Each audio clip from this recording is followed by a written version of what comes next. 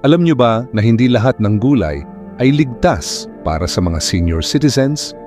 Oo, tama ang narinig niyo.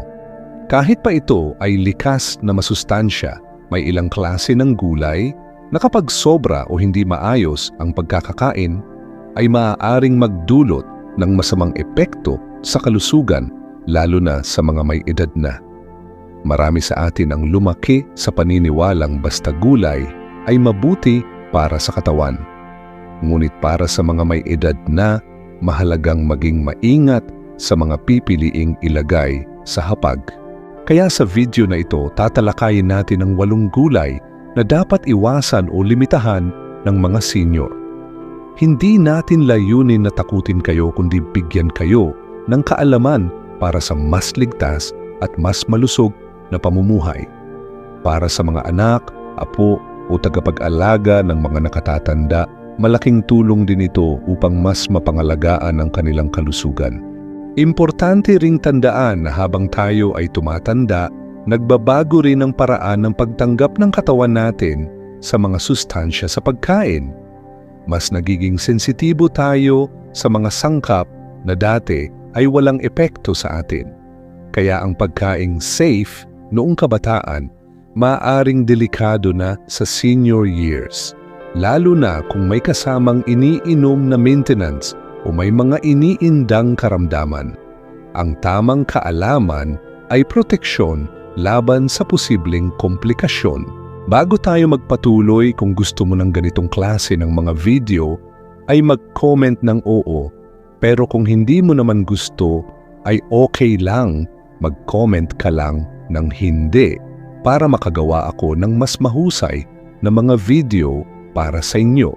Ang nangungunang gulay sa ating listahan, talbos ng kamote. Ang talbos ng kamote ay kilala bilang masustansya at mayaman sa iron. Ngunit para sa mga may edad na mataas ang uric acid, ito ay dapat iwasan. Mataas kasi ito sa purines na siyang nagpapalala sa kondisyon ng gout. Halimbawa, si Mang Rudy, 68 taong gulang, mahilig sa mga pagkaing gulay, ay inakala niyang nakabubuti sa kanya ang araw-araw na pagkain ng talbos ng kamote. Ngunit makalipas lamang ang ilang linggo, siya ay sumakit ang mga kasukasuan at hindi makalakad ng maayos. Nang suriin ng doktor, lumalabas na tumaas ang uric acid level niya dahil sa madalas na pagkain ng ganitong gulay. Para sa mga senior na may kasaysayan ng gout o isang uri ng arthritis, limitahan ang pagkain ng mga gulay na mataas sa purines. Kung gusto niyong kumain nito paminsan-minsan, siguraduhing may sapat na tubig sa katawan at iwasan ang sabayan ito ng ibang pagkaing mataas din sa purines tulad ng sardinas o iba pang pagkaing delata. Ang ikalawang gulay, repolyo. Ang repolyo ay paborito sa mga ginisang ulam, ngunit para sa mga senior na may thyroid problem o goiter, ito ay dapat bantayan. Ang repolyo ay kabilang sa mga goitrogenic vegetables. Ibig sabihin ay maaari nitong hadlangan ang produksyon ng thyroid hormone kapag sobrang kinukonsumo at hilaw ang kain. Katulad ni Aling Marta, 72 taong gulang, ay may goiter at gustong-gusto ang kilawing repolyo. Kaya araw-araw siyang kumakain nito, hindi niya alam na dahil dito lalong lumaki ang kanyang goiter at lumala ang kanyang pagkapagod. Kung may thyroid issue na, mas mainam na lutuin muna ng mabuti ang repolyo para ma-neutralize ang mga goitrogenic compounds. At gaya ng ibang pagkain, moderasyon ang susi o kumain ng katamtaman lang at hindi sobra. Ang ikatlong gulay, malunggay. Maraming benepisyo ang malunggay, nakakatulong sa gatas ng ina, mayaman sa bitamina at mineral. Pero para sa mga senior na umiinom ng gamot sa high blood o diabetes, dapat maging maingat. Ang malunggay ay may natural na epekto sa pagbaba ng blood pressure at blood sugar. Kaya kapag sinabayan ng maintenance na gamot, maaaring bumaba ito ng sobra na delikado na. Si Mang Isko, 74 na taong gulang, ay diabetic at iniinom ang kanyang maintenance sa umaga. Dahil mahilig din siyang uminom ng sabaw ng malunggay araw-araw, minsang bumaba ang kanyang blood sugar na nagdulot ng hilo at panlalamig. Ang payo rito ay i-monitor ang blood pressure at blood sugar kapag madalas kumakain ng malunggay at ipagbigay alam sa doktor kung may pagbabago. Tandaan, hindi lahat ng natural ay ligtas kapag sinabayan ng gamot. Ang ika-4 na gulay ay labanos.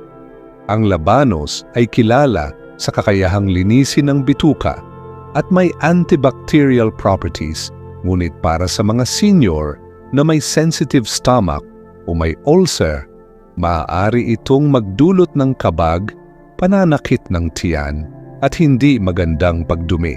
Si Aling Linda, 65 taong gulang, ay dating walang problema sa tiyan, pero nang magumpisa siyang kumain ng atsarang labanos araw-araw, nakaranas siya ng labis na kabag at pananakit ng tiyan.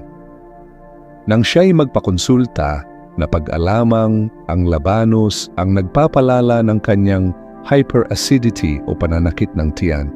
Kung gusto mo pa rin kumain ng labanos, siguraduhin ito ay niluto ng mabuti at hindi hilaw.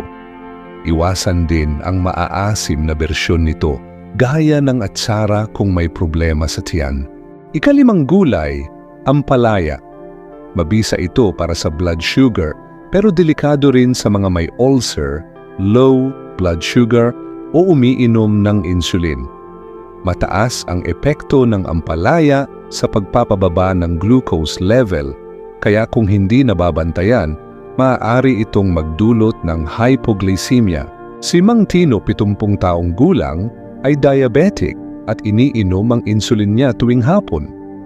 Dahil naniniwala siyang mas makakatulong, nagdagdag siya ng ampalaya juice sa kanyang diet. Isang araw, nawalan siya ng malay at nadulas sa bahay. Sa ospital, nalaman na sobrang baba ng blood sugar niya dahil sa sabayang epekto ng insulin at ampalaya. Kung kayo'y diabetic at umiinom ng gamot, makipag-ugnayan sa inyong doktor bago sabayan ng ampalaya juice o anumang supplement. Hindi pwedeng lahat ay sabay-sabay, lalo na't may epekto sa dugo. Ika-6 na gulay ay talong. Ang gulay na ito ay karaniwang ulam sa bahay, pero para sa mga senior na may arthritis o rayuma. Dapat itong limitahan dahil mataas ito sa sulanin, isang compound na maaaring magdulot ng pamamaga ng kasukasuan. Si Aling Pilar, 66 na taong gulang, ay matagal nang may arthritis pero hindi niya tinigil ang pagkain ng inihaw na talong araw-araw. Napansin niyang lalong nanakit ang tuhod at kamay niya at hindi niya na magalaw ng maayos. Kung may arthritis, limitahan ang pagkain ng talong o obserbahan ang katawan kung may pagbabago sa pakiramdam kapag ito'y nakakain. Hindi pare-pareho ang epekto, kaya mahalagang kilalanin ang sarili at iwasan kung kinakailangan. Ang ika-7 gulay ay singkamas. Mababa sa calories at masarap gawing merienda, pero ang singkamas ay mataas sa fiber at maaaring magdulot ng kabag at paninigas ng tiyan kung sobra ang kain. Para sa mga senior na may mahinang bituka o digestion, ito ay maaaring magdulot ng hindi maganda, lalo na kung kinakain ng hilaw. Si Mang Cardo, 69 na taong gulang, siya ay naging constipated sa loob ng 3 araw matapos ang halos 1 linggo ng araw-araw na pagkain ng hilaw na singkamas. Kung nais pa rin kumain ng singkamas, kainin ito sa tamang dami at siguraduhing may sapat na tubig sa katawan.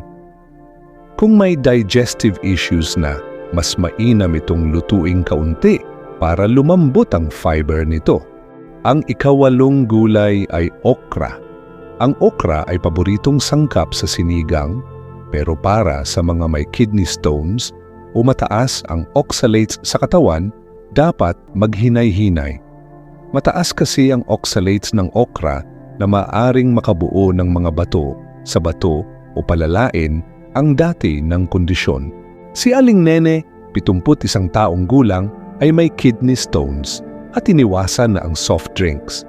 Ngunit dahil sa paniniwalang healthy ang okra, madalas niya itong kainin. Sa loob lamang ng 2 buwan, nakaramdam siya ng pananakit ng tagiliran at madalas na pag-ihi. Sa ultrasound, nadagdagan pa ang kanyang kidney stones. Para sa may ganitong kondisyon, limitahan ng okra at iwasan ng sabay-sabay na pagkain ng iba pang oxalate-rich food tulad ng spinach at peanut. Laging uminom ng maraming tubig para makatulong sa pag-flush ng kidney. Ang kalusugan ay kayamanang hindi matutumbasan. Hindi po masama ang gulay, ngunit sa edad nating may mga pinagdadaanang karamdaman at pagbabago sa katawan, mas mainam na maging mapili at maalam sa mga kinakain.